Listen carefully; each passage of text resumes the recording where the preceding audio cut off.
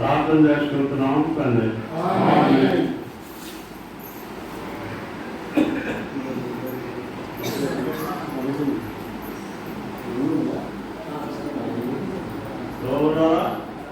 మనం కొన్ని వాక్యాలు చదువుకున్నా శ్రీమంతులు వచ్చిన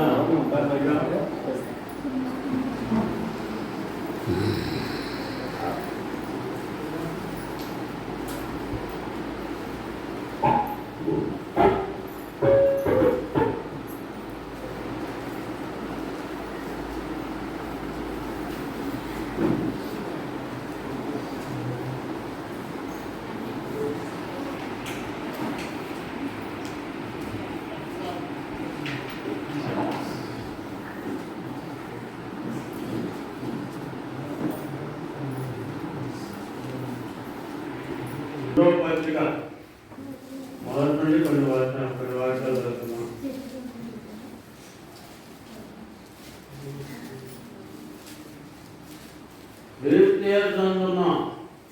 దేవుని గురించిన వాగ్దానం బట్టి దేవుని చిత్తం వలన క్రీస్తు అపోస్తులైన పౌలు ప్రియ కుమారుడు తిమోతి లోపం చెప్పి రాయలేదు. తండ్రి అయిన దేవుని నుండి మన ప్రభువుని యేసుక్రీస్తు నుండి కృపయు కనికరమును సమాధానం కలుగాలి. నా ప్రార్థన ఎగదెక్క నిన్ను జ్ఞాపకం చేసుకుంటూ నీ కన్యలను తలుచుకొని నాకు సంపూర్ణానందము కలుగుతాయి నిన్ను చూడవాలని రేపులు అపేక్షించు నీ అందున్న నిష్కపటమైన విశ్వాసం జ్ఞాపకం చేసుకుంటూ ఆ చిత్రాల ప్రకారం నిర్మలమైన మనసాగితో నేను సేవిస్తున్న దేవుని కృతజ్ఞతను ఆ విశ్వాస మోట నీ అవయైన లోయలోను నీ తల్లి అయిన వినేకిలోను వచించను. అది నీయందు సహా వచించుదని నేను రూఢిగా నమ్ముతున్నాను. వీరాగా ఇక్కడ తిమోతి గారు దేవుని యొక్క మహాకృప ముందుగా వాళ్ళ అవ్వ నమ్ముకున్నది, ఆ తర్వాత వాళ్ళ తల్లిగారు పౌరు గారు వాక్యం చెప్పడం ద్వారా వాళ్ళ అవ్వగారు అమ్మగారు నమ్ముకున్నట్టు మనం చూడగలుగుతున్నాం. తర్వాత దేవుని కృపలోనే తిమోతి గారు బాల్యంలోనే వాళ్ళ అమ్మగారు అవ్వ చెప్పడం ద్వారా ప్రభు నమ్ముకొని ప్రభు ప్రేమలో ప్రభు యొక్క వాక్యంలో ప్రభుని ధ్యానించుకుంటూ ప్రభుని కొనియాడుతూ పౌరు గారికి సేవ చేస్తూ ఆయనతో పాటు సువార్త కూడా ప్రకటించడానికి వెళ్ళినట్టు మనం పత్రికలు అనేక చోట్ల మరి అపోస్తల కార్యాలలో కూడా చూస్తాం. మొట్టమొదటిగా దేవుడు ఆకాశాన్ని భూమిని జగత్ పునాది చేయబడుతుంటే ఎవరైతే ఆయన యొక్క సంకల్పంలో రక్షింపడాలని ముందుగా దేవుడు ఆలోచన చేశాడు.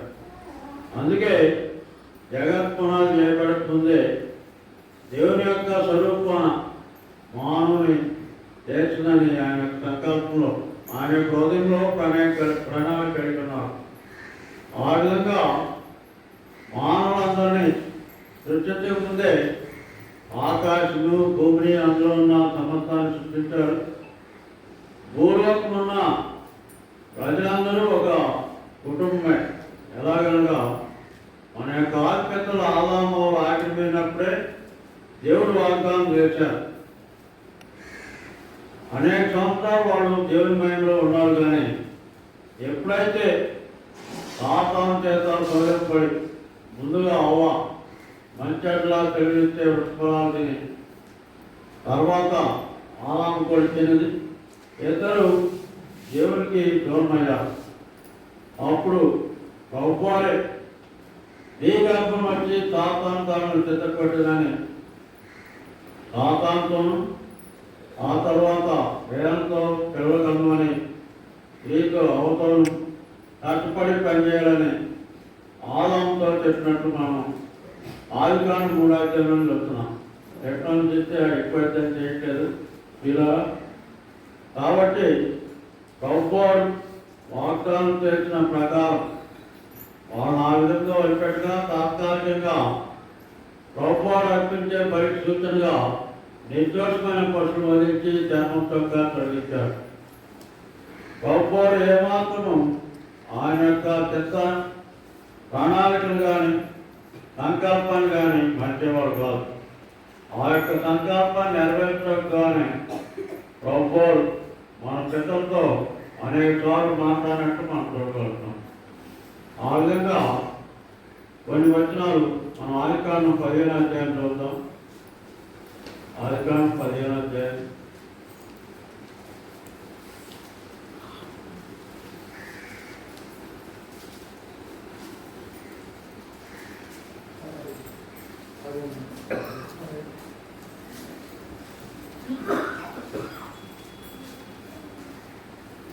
ఆదికాండం 15వ అధ్యాయము కొన్ని వచనాలు. ఇవి జరిగిన తర్వాత యెహోవా వాక్యము అబ్రాహామునకు దర్శనమందు వచ్చి, అబ్రామా, భయపడకు, నేను నీకు పేడను, నీ బహుమానం అత్యధికము అని చెప్పాను. అందుకు అబ్రాము, గొప్పని యెహోవా నాకేమిచ్చిందని, నేను సంతానం లేని వాడిని అయిపోతున్నానే, దమస్కు ఎలియాజరే నా ఇంటి ఆత్మకర్తవ్యుడు కదా. మరి అబ్రాము, ఇదిగో నీవు నాకు సంతానం ఇవ్వలేదు కనుక మా పరివారంలో ఒకడు నాకు వార్తలని చెప్పగా, యెహోవా వాక్యము అతని వద్దకు వచ్చి, అతను నీకు వార్తలు కాడు, నీ గర్భవాసన పట్టుకోతున్నవాడు నీకు వార్తలని చెప్పాను. మరి ఆయన వెలుపలికి అతను తీసుకొని వచ్చి, నీవు ఆకాశమైపు చేసి చూసి నక్షత్రములను లెక్కించటకు నీ చేతనైనా లెక్కించునని చెప్పి, నీ సంతానం అలాగవని చెప్పాను. అతను యెహోవాను నమ్మాను, ఆయన అది అతనికి నీతిగా అంటాడు. వీరారా, మనందరూ తెలుసు, బైబిల్ చదువుతున్న వాళ్ళందరికీ అబ్రాహాము గారు, యారాయి గారు వృద్ధాప్యం వరకు కూడా ఏమాత్రం సంతానం లేదు. యారాయికి సుమారు 90 సంవత్సరాలు, అబ్రాహాము గారికి 99 సంవత్సరాలు ఉంటాయి. దేవుడు వాగ్దానం చేశాడు కనుక వృద్ధాప్యంలో వారికి ఇస్సాకును అనిపించినట్టు మనం 21వ అధ్యాయంలో చూస్తున్నాం. ఆ తర్వాత ఇస్సాకు ద్వారా యాకోబు ద్వారా 12 గోత్రాలని, ఆ విధంగా ఇప్పటికీ దేవుడు ఏదైతే అబ్రాహాముకు వాగ్దానం చేశాడో భూమి అంతా నిండించి ఇప్పుడు సుమారు 800 కోట్ల జనాభా ప్రపంచంలో దేవుడు ఏదైతే వాగ్దానం చేస్తాడో అది ఏమాత్రం మర్చిపోడు. ఆ విధంగా అబ్రాహామును, శారాను, వాళ్ళ కుమారుడు ఇస్సాకును వాను కూడా రక్షించి వాళ్ళ బిడ్డ కూడా రక్షించినట్టు మనం చూడగలుగుతాం. ఆ విధంగా ప్రభు కృప ద్వారా, ప్రభు యొక్క సంకల్పం ద్వారా ప్రభు ఈ లోకానికి వచ్చి అందరి కోసము కలవరిశిలో ప్రాణం అర్పించారు. ఆయన యొక్క బిడ్డగా చేస్తున్నారు. ప్రభు మనం ఎంతో ధన్యులము. ఆయన మనం ఏమాత్రం మర్చిపోడు. మనం రక్షించిన ప్రభు మన ఇంట్లో వారి ఎవరైతే రక్షణ పొందలేదో వారు కూడా దేవుని యొక్క సంకల్ప ప్రకారం రక్షణ పొందాలని మన ప్రభుని ఎక్కువగా స్తుతించి ప్రార్థించాలి, ప్రభుని కొనియాడాలి. మనం నిజంగా ఏ విధంగా పూర్తిగా ప్రార్థన చేయలేము, స్తుతించలేము. మనకి ఒక వాక్యాలు చదువుతున్నాయి, ఆ వాక్యం చదువుతున్నాం. రోమపత్రిక 8వ అధ్యాయం.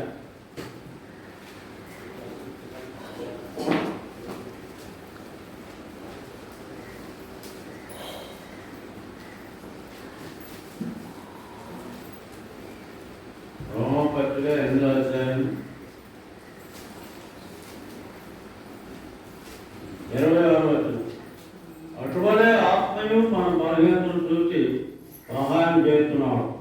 ఏదైనా మనం యుక్తముగా ఎలా పాత్రం చేయబడడం మనకు తెలియదు కానీ ఉచ్చరింప శక్తికి కానీ మూలుగులతో ఆ ఆత్మ తానే మన పక్షంగా జ్ఞాపకం చేస్తున్నాడు.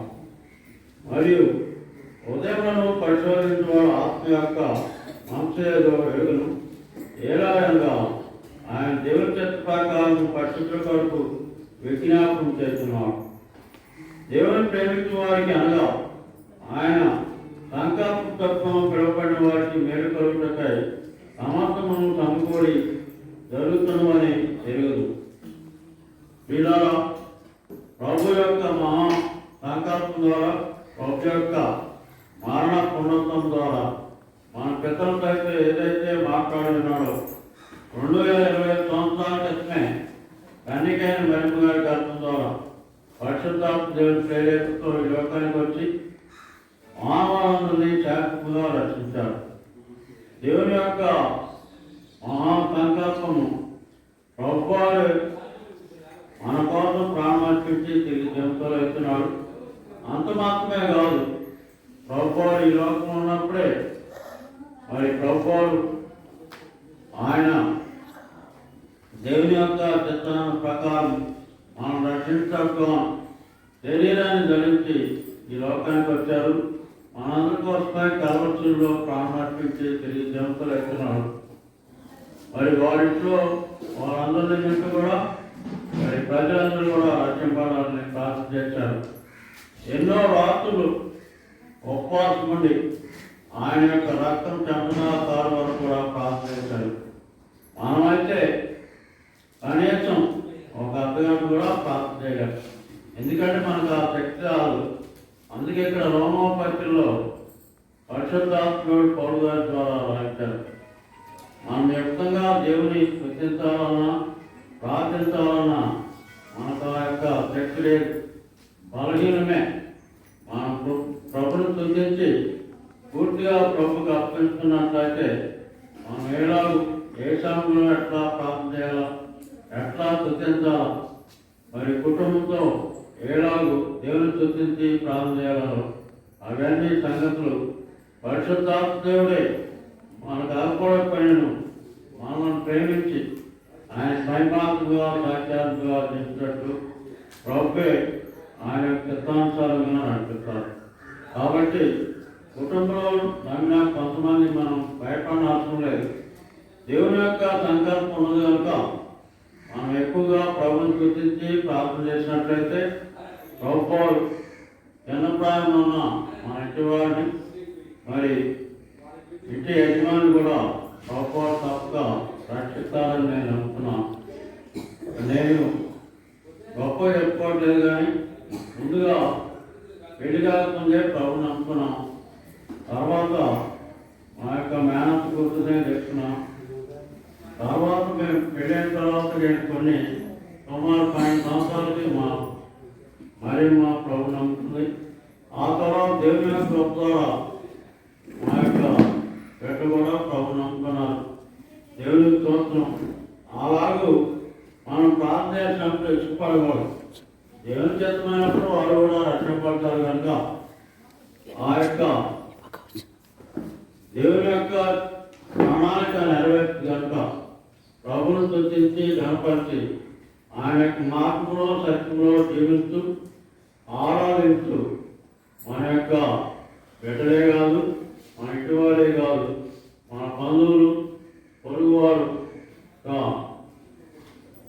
ముస్లిం ప్రియులు నామకాలు కూడా రక్షింపేటట్టు మనం ఎక్కువగా ప్రార్థనలని ప్రభుపేట మనం చెప్తున్నాం. ఇప్పుడు ప్రపంచ లెక్కల్లో క్రైస్తవులు మొట్టమొదటి స్థానం ఏ దేశంలో, తర్వాత రెండో స్థానం మరి చాలా తొందరపడి ఆగంతో అబ్రహాం వెళ్ళమన్నప్పుడు ఇస్మాయిల్ అంటారు. మరి రెండో స్థానం ఇస్మాయిల్ అంటే ముస్లిం ప్రియులు. ఆ తర్వాతే తక్కిన హిందువులు కానీ తక్కిన మతాలు. కాబట్టి దేవుని యొక్క చిత్తము అబ్రహాం గారికి ఏదైతే వాగ్దానం చేస్తున్నాడో నెరవేర్చున్నాడు కనుక మనము మన ఇంట్లో వారు కొంతమంది రక్షింపబడాలని ఏమాత్రం బాధపడక ప్రభునే స్తుతించి ప్రార్థన చేసి వారు కూడా రక్షణ పొందాలని మనం కుటుంబాలతో ప్రార్థన చేసినట్లయితే ప్రభువు తప్పక వారిని కూడా రక్షించి ఆయనకు నైమాత్రమైన కుటుంబంగా మనం జీవం చేస్తారు కనుక దేవుని యొక్క మాటలతో మీరు కూడా గురితోడ్పడి ఎక్కువగా ప్రభుత్వం గురించి ప్రార్థన చేయాలని ఆయన నమ్మకాన్ని సాక్షిగా జీవితాలని గౌపేట మనం చేస్తున్నాం. అందరూ అన్నారు. మన సహోదరుడు శిరోదాస్ గారు కుటుంబాన్ని రక్షణలోకి ఎలా నడిపించుకోవాలో మనకు తెలియపరిచారు కదా. తిమోతి గారు కూడా అతని తల్లి నుంచి అతని యవ్వనం నుంచి వాళ్ళు చూసుకుని పోతారు. కాబట్టి రక్షింపబడిన మనము మన పిల్లల రక్షణ కొరకు, మన కుటుంబ సభ్యుల రక్షణ కొరకు మనం ప్రార్థించాలి. దేవుడే ఆ యొక్క తలంపు చేత మనల్ని నడిపిస్తాడు. దేవుని బిడ్డలకు ఆయన సంకల్పం చొప్పున సమస్తమును సమకూడి జరుగుతున్నది. కాబట్టి కుటుంబంలో రక్షించబడిన మనము ఎవరైతే రక్షింపబడలేదో వారి కొరకు మనం ఖచ్చితంగా ప్రార్థించాలి. కాబట్టి మనం బైబిల్లో కూడా చూస్తాం ధనవంతుడు లాజరు విషయంలో. అక్కడ ధనవంతుడు పాతాళం నుంచి మొరపెడుతున్నాడు కదా, అక్కడ అతనికి అవకాశం లేదు, మనకి ఇప్పుడు అవకాశం ఉంది. అక్కడ ధనవంతుడు నా సహోదరులు ఉన్నారయ్యా, వారి కొరకు ఆ అబ్రహాము పంపు, వాళ్ళు రక్షింపబడతారు నమ్ముతారు అని చెప్తాడు. కాబట్టి అక్కడ వాళ్ళకి ఛాన్స్ లేదు. కానీ అక్కడ ధనవంతుడు వాళ్ళ కుటుంబం కొరకు ఒక రెస్పాన్సిబుల్ గా వాళ్ళు కూడా రక్షింపబడాలని వేడుకుంటున్నాడు. ఆ విధంగా మనం కూడా సమయం ఉండగానే మన కుటుంబ రక్షణ కొరకు మనం దేవుని దగ్గర ప్రార్థించాలి. ఆ విధంగా చక్కగా కుటుంబంతో మనమందరం వ్యక్తిగత ప్రార్థన అయితే కుటుంబ ప్రార్థన అయితే కుటుంబాన్ని మనం రక్షణలోకి నడిపించుకోవాలి, కుటుంబాన్ని రక్షణలో కట్టుకోవాలి. నెక్స్ట్ ప్రేరేపణ సహోదరులు వచ్చి ఒక పల్లవి చరణం పాడండి. చిన్న మమ్మీ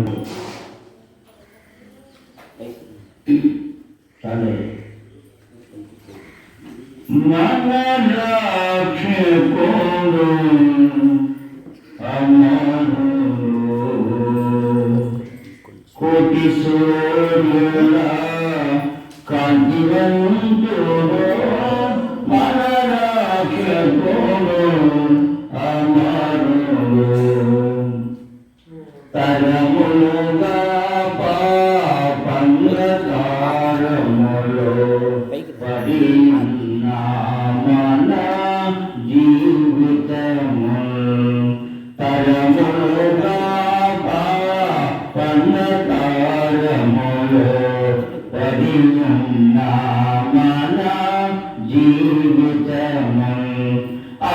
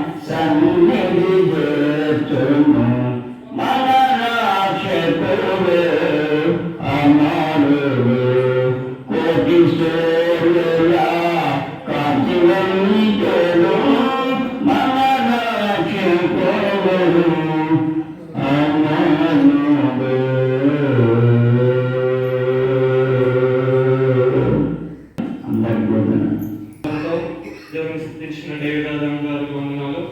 ఇప్పుడు మన మధ్య కొత్త షాపురాల నుంచి వచ్చిన సహోదరుడు పేతురు గారు వాక్యాన్ని అందిస్తారు.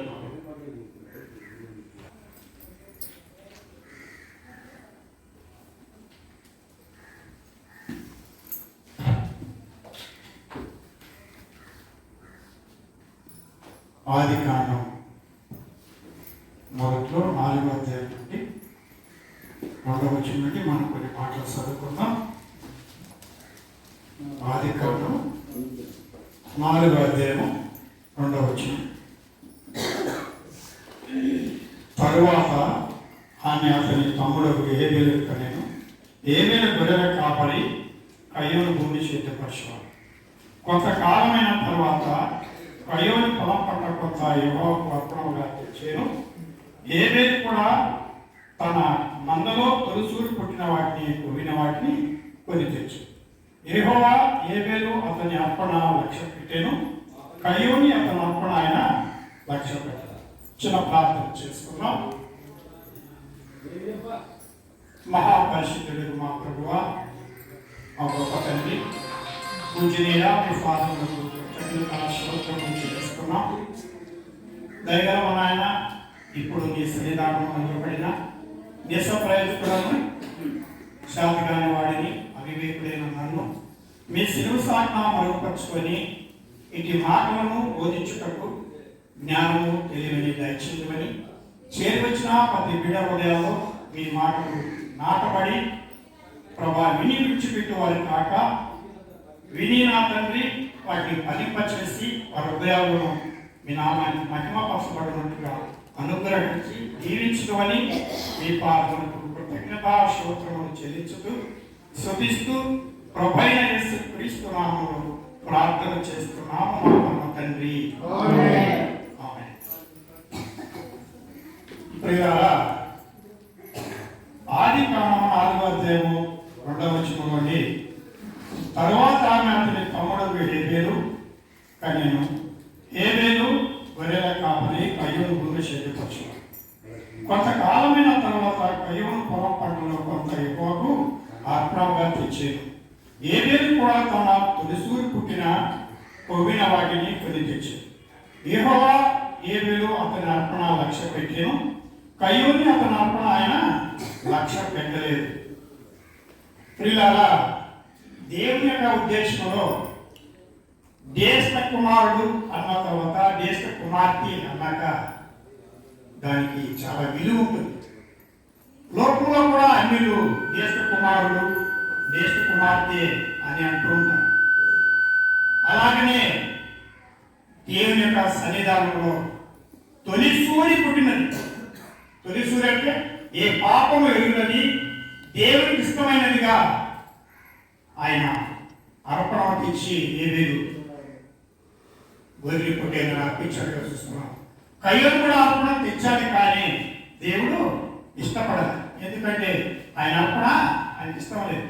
మనం కూడా కొన్నిసార్లు దేవుడికి అర్పణ ఎలా చేస్తున్నారో మీకే కొన్ని తెచ్చుంటారనుకుంటారు. ప్రియులారా, దేవునికి అర్పణ తెచ్చినప్పుడు మనం ఎలా కావాలి?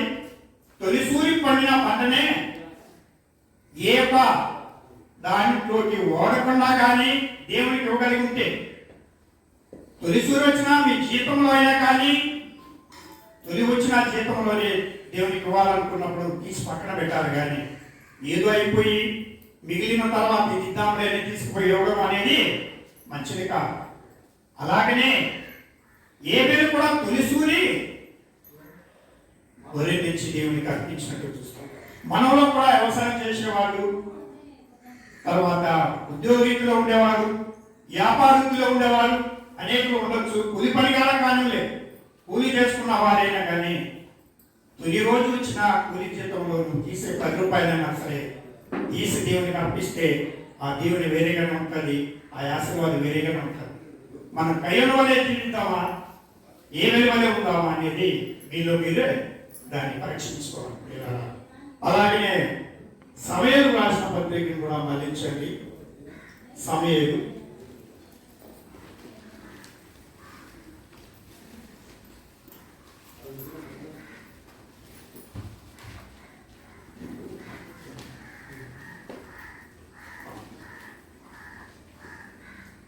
ఇలా సమూయేలు మళ్ళించండి.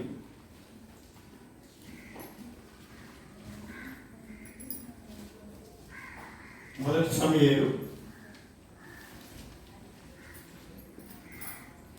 15వ అధ్యాయము 22వ వచనంలో 15:22 అందుకు సమూయేలు తాను సెలవిచ్చిన ఆజ్ఞలో ఒకటి గైకొనటం వలన యెహోవా సంతోషించినట్టు ఒకడు దాన బలులను అర్పించడం వలన ఆయన సంతోషించిన ఆలోచించుకున్నది.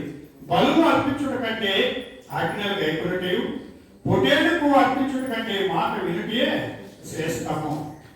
ఇలాగా దేవుని యొక్క ఉద్దేశంలో ఎలా ఉంటుందంటే, అందుకు సమూయేలు తాను సెలవిచ్చిన ఆజ్ఞలో ఒకడు గైకొనటం వలన యెహోవా సంతోషించినట్టు దాన బలులను అర్పించుట వల్ల ఆయన సంతోషించిన ఆలోచించుకును. బలులు అర్పించుట కంటే ఆజ్ఞలు గైకొనుటయు పొటేలుకు అర్పించుట కంటే మాట వినుటే శ్రేష్టము. ఒక ధనవంతుడు బలవంతుడు రాజకీయ నేతగా ఉన్నప్పుడు వాళ్ళు ఏదేదో తెచ్చి సంఘంలో మేము ఈరోజు భోజనాలు పెట్టిస్తామని ఒక 4 పొట్టేలు తోలుకొచ్చి 10 బస్తాలు దీవేసి పెట్టించిన తర్వాత దేవుడు ఇష్టపడతారా? ఇష్టపడదు.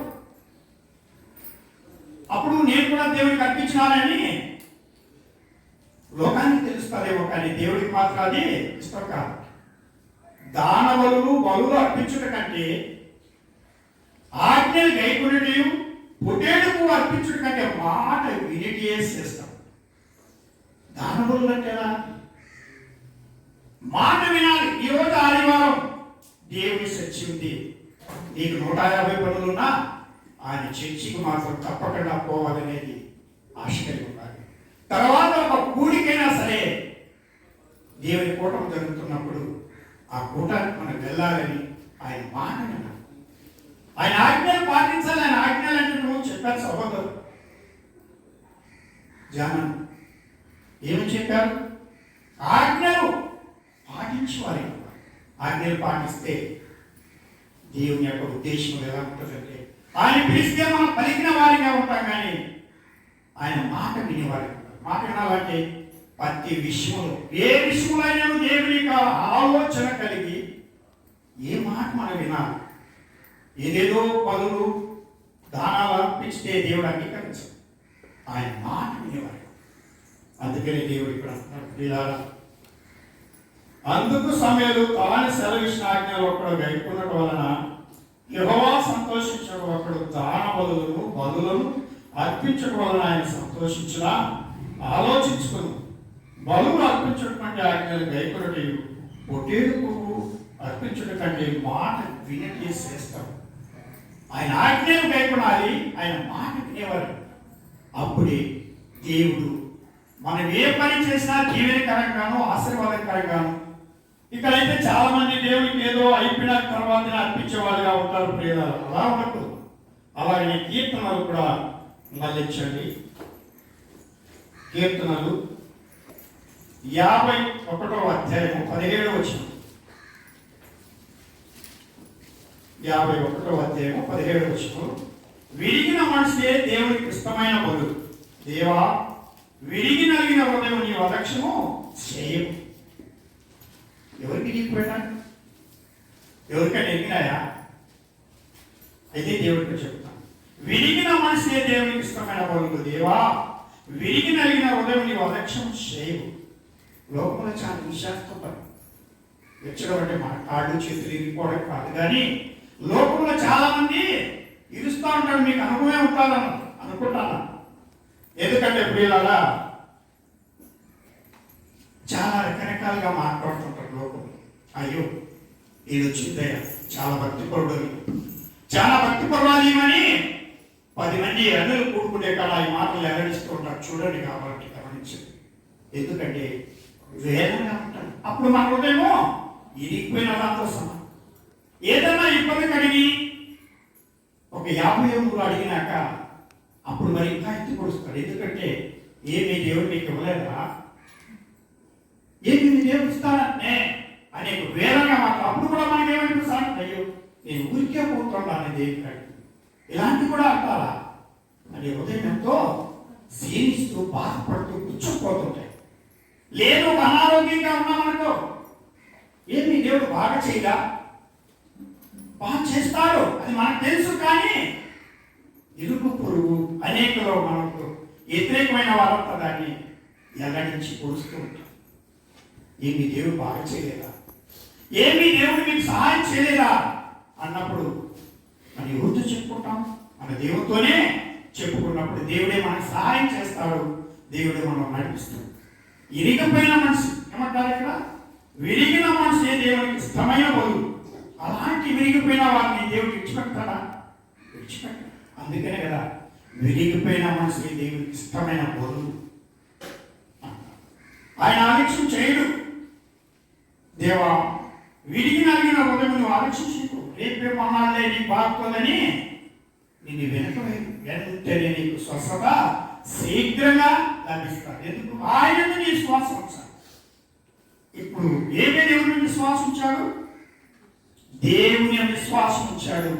ఆయన తెచ్చిన అర్థాన్ని బాగు చేశాడు. కాబట్టి మన మనసు విరిగిపోతుంటాం. లోకంలోకి పోయినప్పుడు, మన అవసరాన్ని బట్టి అడిగినప్పుడు, మన ఇబ్బందాన్ని బట్టి ఏమన్నా చూసినప్పుడు, మన అనారోగ్యం బలహీనతలో ఉన్నప్పుడు, మనం వాళ్ళని బాధ పెట్టేటప్పుడు మన హృదయం ఏమంటుందంటే దేవుని కానీ కొద్ది ఇంత శిక్ష. మనం ఎక్కడికి పోతున్నాం? దేవుని యొక్క సన్నిధానం అయిపోతున్నాం, దేవుని సన్నిధానం అయిపోతున్నాం అనేది మనకు మాత్రం తెలుసు, కానీ వారికి మాత్రం అవి తెలియదు. కనుక మనం వెళ్ళగా తెలపిస్తుంటాం. అలాగనే ఎబ్రీయులకు రాసిన పత్రికను కూడా గమనించండి. కొత్త నిబంధనలో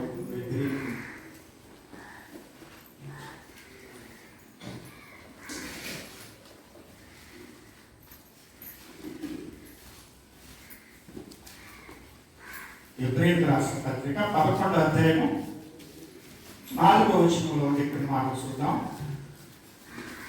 విశ్వాసం బట్టి హేబెలు కయ్యోని కంటే శ్రేష్టమైన బలి దేవునికి అర్పించెను. దేవుడు అతని అర్పణను గురించి సాక్ష్యం ఇచ్చినప్పుడు అతడు విశ్వాసం బట్టి నీతిమంతుడిగా సాక్ష్యం పొందెను. అతడు వృద్ధి పొందిన విశ్వాసం ద్వారానే మాట్లాడుతున్నాడు. ఎప్పుడో సరిపోయాడు. ఆయన ఇక్కడ ఎందుకు మాట్లాడుతున్నాయి? దేవునికి ఇష్టమైన వాడు కనుక, దేవునికి ఇష్టమైన వాడు కనుక ఆయన మాటలో ఎప్పుడో గతించిపోయినా కానీ ఇప్పుడు దేవుని యొక్క విశ్వాసాన్ని బట్టి మాట్లాడుతున్నారు. ఏమని మాట్లాడుతున్నారు?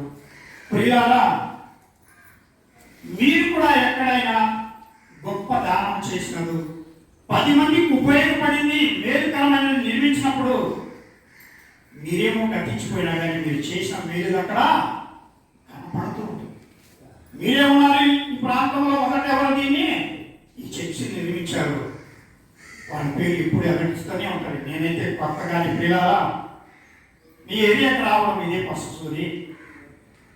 అయితే నేను ఎప్పుడు రాలేదు. మనం పోయినా కానీ మనం చేసిన పని అక్కడ ఎల్లడిస్తూ ఉంటుంది, ఎల్లడిపరుస్తూ ఉంటుంది. ఎందుకంటే 10 మందికి ఉపయోగపడి చేయాలి. ఏదైనా 10 మంది కూకుంటే ఒక సత్రం కావచ్చు, 10 మంది తాగే మంచినీళ్ళే కావచ్చు, 10 మంది నిలబడే బస్ స్టాండ్ కావచ్చు, కానీ అది స్థిరంగా నిలబడిపోతాడు. ఎందుకు? కట్టిన వాడు ఎప్పుడో వెళ్ళిపోయింటారు, కానీ ఆ కట్టిన మనిషి విశ్వాసాన్ని మాట్లాడుతూ ఉంటుంది. కాబట్టి ఇక్కడేం చెప్తున్నాడు? హేబెలు ఎప్పుడో సప్పేశారు, కానీ అన్న ఇక్కడేం చెప్తున్నాడు? విశ్వాసాన్ని బట్టి హేబెలు కయ్యోని కంటే శ్రేష్టమైన బలి దేవునికి అర్పించెను. అతడు అర్పణను గురించి సాక్ష్యం ఇచ్చినప్పుడు అతడు ఆ విశ్వాసం బట్టి నీతిమంతుడుగాను సాక్ష్యం పొందెను. అతడు వృద్ధి పొందినను ఆ విశ్వాసం ద్వారానే మాట్లాడుతున్నాడు. ఇప్పుడు చనిపోయాడు. ఆయన చేసిన ఒక మేలును, ఆయన చేసిన త్యాగములు దేవుడికి ఇష్టమైనవి కనుక ఆయన మాట్లాడుతూనే ఉన్నాడు. మనం కూడా 10 మందికి ఉపయోగపడి ఏదైనా చేసినప్పుడు గతిస్తాం. ఎవరమైనా దినాన్ని గతించాల్సిందే. కానీ 10 మందికి ఉపయోగపడిన పని చేసిపోయినాం అనుకో, అది ఎప్పుడు మీ పేరు అక్కడ నడుస్తూనే ఉంటుంది. అదే అంటున్నాడు కదా దేవుడు యెషయాలో, నీ నీతి నీ ముందర నడుచును. 10 మంది కూర్చున్నప్పుడు మన గురించి చాలా చెడుగా అంటున్నా, మన గురించి కొన్ని కారణాల తరబట్టి మాట్లాడేటప్పుడు కొన్ని ఉద్దేశాలు ఆలోచించినప్పుడు, ముందు ఎప్పుడు ఎలా ఉన్నాడో కానయ్యా ఇప్పుడైతే చాలా నీతిగా ఉన్నాడు, చాలా పద్ధతిగా ఉన్నాడని అనుకుంటాం. ఎందుకు? మన నీతి మనకంటే ముందు అక్కడ నడిచిన వారిగా ఉన్నాం. మన నీతి మన ముందు నడచాలంటే మనం ఏం చేయాలి? మన నీతి పరులై ఉండాలి, విశ్వాస పరులై ఉండాలి, విశ్వాసాన్ని పరిపూర్ణత కలిగి ఉండాలి. విశ్వాసమే ఉంది కానీ కదా మనం అందరూ వస్తున్నాం. విశ్వాసం కరెక్టే కానీ దాని పరిపూర్ణత కావాలి.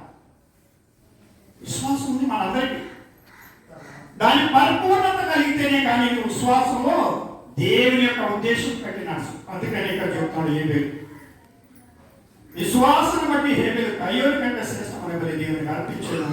దేవుడు అతను అర్పణను గురించి సాక్ష్యం ఇచ్చినప్పుడు అతడు ఆ విశ్వాసం బట్టి నీతిమంతుడుగా సాక్ష్యం పొందాడు. అతడు మృతి పొందిన నా విశ్వాసం ద్వారా మాట్లాడుతున్నాడు. అలాగనే కొత్త నిబంధన అదే పేతురు రాసిన 2వ పత్రిక మళ్ళీ మొదటి పత్రిక మొదటి నుంచి 2 నుంచి, ప్రభు దయాళుడని మీరు రుచి చూచున్నాయా, సమస్తమైన దుష్టత్వమును, సమస్తమైన కపటమును, వేషధారణ, అసూయలు, సమస్తమైన దూషణ మాటలు మానుకొని కొత్తగా జన్మించిన శిశువును పోలిన వారి నిర్మూలమైన వాక్యములను పాలన రక్షణ విషయంలో వెలుగు నిమిత్తం ఆ పాలను అపేక్షించింది. ప్రభు దయాళుడని మీరు రుచి చూశారు. రుచి అంటే ఏంటి? మనం చాలా మంది కూరలో ఉప్పు అయితే రుచికరంగా ఉన్నదా లేదా అని గమనిస్తామేమో, కానీ దేవుడు కూడా దయాళుడు. ఆయన రుచి చూడాలి. రుచి చూసిన వారు ఎవరైనా ఉన్నారా? రుచి చూడాలి. రుచి చూడబట్టి కొత్తగా నీవు రక్షణ కలుగుతున్నావు. ఈ దినాన్ని గురించి దేవునికి ప్రార్థన చేసినప్పుడు ఈ దినములు ఎలా ఉన్నది, ఇంకొక వారం పోయినాక నీలో మార్పు ఏమైనది, నీలో ఉన్న బలహీనత ఏమైనది, నీలో రుచి కనపడిందా? ఇది మనలో ఒక యథార్థంగా దాన్ని గమనించాలి. అదే రుచి చూడు. అందుకని దేవుడు ప్రభు దయాళుడని మీరు రుచి చూచున్నాయో సమస్తమైన దుష్టత్వమును, సమస్తమైన కపటమును, వేషధారణ, అసూయను, సమస్తమైన దూషణ మాటలు మానుకోని. చాలా మంది మాటలు మాట్లాడుతుంటే కడుపులు పేరు తీయిపోతుంది. అలాంటి మాటలు మానుకోవాలి. మీరు దేవుని సన్నిధానంలో రక్షణ కలుగుతున్న ప్రియులారా, ఎవరైనా మీరు కొత్తగా తెలుసుకుంటున్న వారు ఈ మాటలు మీకు ఆలోచన కూడా తగ్గుతాయనుకుంటారు. అందుకనే దేవుడు ఏమంటాడు? కొత్తగా జన్మించిన శిశువును పోలిన వారు. కొత్తగా జన్మించిన శిశువు ఎలా ఉంటుంది ప్రియులారా? ఏడిస్తే ఆపలేమో కానీ పాలిస్తారు, కావాల్సినది ఏదైనా సాగుతుంది. కాబట్టి కొత్తగా జన్మించిన శిశువు పోలిన వారు ఎలా ఉండాలంటే, శిశువు ఏమీ తెలియదు, అంత తగ్గింపు స్వభావం అనుకుంటారంటే ఉండదు. ఉంచుకుంటే నేను దేవుని సంతానంలో దీవింపబడతావు వార్తలకు. అందుకని ఇక్కడ శివరికి ఒక మాట ముగించుకొని పెద్దలకు అప్పచెప్తాం. అదే పేతురు రాసిన పత్రికలో 1వ అధ్యాయం 7వ వచనంలో, నశించుకోవు సువర్ణ వలె అగ్ని పరీక్ష చేత పరీక్షపడుతున్నాను. నశించుకోవు సువర్ణం అగ్ని పరీక్ష చేత శుద్ధిపరచబడుతున్నది కదా. నశించిపోతున్న సువర్ణం దేని చేత శుద్ధిపరచబడుతుంది? అగ్ని చేత. అగ్ని అయినప్పుడు పనికి మాలగా ఉన్నా కానీ దానికి ఉన్నదంతా శివుడంతో పోయి దాని నికరం కనపడుతూ ఉంటుంది. ఒరిజినల్ నశించిపోతున్న సువర్ణ వలె. అయితే నశించిపోతున్న సువర్ణ వలె పరీక్షకు శుద్ధిపరచబడుతున్నది కదా. దానికంటే మీ అమూల్యమైన విశ్వాసం ఈ శోధనల చేత పరీక్షకు నిలిచినదై యేసుక్రీస్తు ప్రత్యక్షమైనప్పుడు మీకు మెప్పుయు మహిమయు ఘనతయు కలుగునకు కారణమవుతుంది కదా. మీ అమూల్యమైన విశ్వాసం, ఏ విశ్వాసం అయినది మీలో? అమూల్యమైన విశ్వాసం. అందుకనే దేవుడు చెప్తున్నాడు కదా, పిల్లరా, మీ అమూల్యమైన విశ్వాసం చేత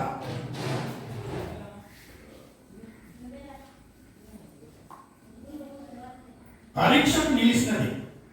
యేసుక్రీస్తు ప్రత్యక్షమైనప్పుడు పరీక్ష నిలబడాలి. కొన్ని పరీక్షలు మనకు కూడా శోధనలు, అనేకమైన ఇబ్బందులు కలుగుతుంటాయి. అది పరీక్షతో సమానమే. ఈ అమూల్యమైన విశ్వాసము అయితే పరీక్షకు నిలిచినదై దేవుడు మీకు ప్రత్యక్షమైన ప్రేమవుతాడన్నాడు. చూశారా? మీకు మెప్పుయు మహిమయు ఘనత కలుగు కారణముదురు కదా. మన పరీక్షకు నిలిచినప్పుడు మన బాధలను తట్టుకొని, శోధనను ఎదిరించుకొని దేవుని సన్నిధానంలో అయితే ప్రియులారా, దేవుని కాడికి శోధన వస్తాయన్నాడు. దేవుని కాడికి రాకుండా ఉంటేలావా? దేవుని కాడికి పోయినా మీ శోధనలు, మీ బలహీనతలు జరుగుతూనే ఉంటాయి. కానీ దేవుని దగ్గరికి వచ్చినా కాడ ఈ బలహీనమైన ఘటనలో, శరీరంలో జరుగుతూనే ఉంటాయి. అయితే నీతి ఒక్కటి విశ్వాసము దేవుని యొక్క సన్నిధానంలో కట్టిగా నిలిచి ఉంటుంది. దేవుడు మనతో కూడా ఉంటాడు. ఇది మాత్రం వాస్తవం. ప్రియులారా, ఇంతవరకు నాకు ఇచ్చిన ఈ అవకాశం పెద్దలకు వందనములు చెప్తూ ఈ కార్యక్రమం ముగిస్తున్నాను. మీ అందరికీ పేతురు గారు చక్కటి అంశాన్ని మనకు తీసుకొచ్చారు. కయీను, హేబేలు నుంచి తెలియపరిచారు కదా. కాబట్టి మనం దేవునికి ఇచ్చే విషయంలో మంచివిగా, కృత్రిమ ఫలంగా ఇచ్చేవిగా ఉండాలి. అలాగే దేవుడికి బలులు అర్పించడం కంటే మాట వింటే శ్రేష్టం కదా. మనం కూడా మన జీవిత విషయాల్లో కానీ, ఒక వ్యక్తి విషయాల్లో కానీ మనము దేవునికి నేను ఇస్తున్నాను, లేదా దశపాలు ఇస్తున్నాను, నేను కానుకలు ఇస్తున్నాను, నేను పోకుండా ఏం కాదులే అనుకోకుండా వాటన్నిటికంటే దేవుని మాట వినడమే శ్రేష్టం అంటున్నాడు. కాబట్టి మనం దేవుని మాట వినాలి. దేవుడు మనకి ఇచ్చిన ధన్యతను మనం పోగొట్టుకుండా కాపాడుకోవాలి. అలాగే శ్రమల విషయంలో కూడా దేవుడు మనల్ని ఆ అగ్ని పరీక్ష చేత ఆ బంగారం ఏ విధంగా శుద్ధి చేయబడుతుందో ఆ శ్రమల చేత మనలో విశ్వాసాన్ని దేవుడు బయలుపరుస్తున్నాడు. మనలో ఉన్న తప్పులను సరి చేస్తున్నాడు. కాబట్టి మనకు శ్రమలు వచ్చినా ఏమొచ్చినా మనం విశ్వాసంతో నిలబడాలి. కాబట్టి అంకుల్ గారు మనకు చక్కటి వర్తమానం పంపించారు. ఆ విధంగా మనము శ్రమలు సంభవించినా మనం విశ్వాసంతో, నమ్మకంతో మనం ముందుకు కొనసాగాలి. నెక్స్ట్ మనకి మన మధ్యలో ఉన్న దేవదాన గారు వచ్చి యాడికి నుంచి వచ్చారు. అంకుల్ గారు మనకి ఇప్పుడు వాక్య పరిచయం చెప్తారు.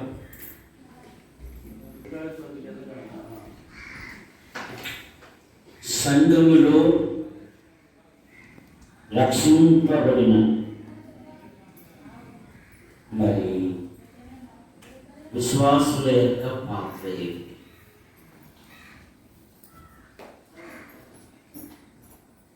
అపోస్తుల కార్యాలు 17వ అధ్యాయంలో అక్కడ ఒక సంఘం 11వ వచనం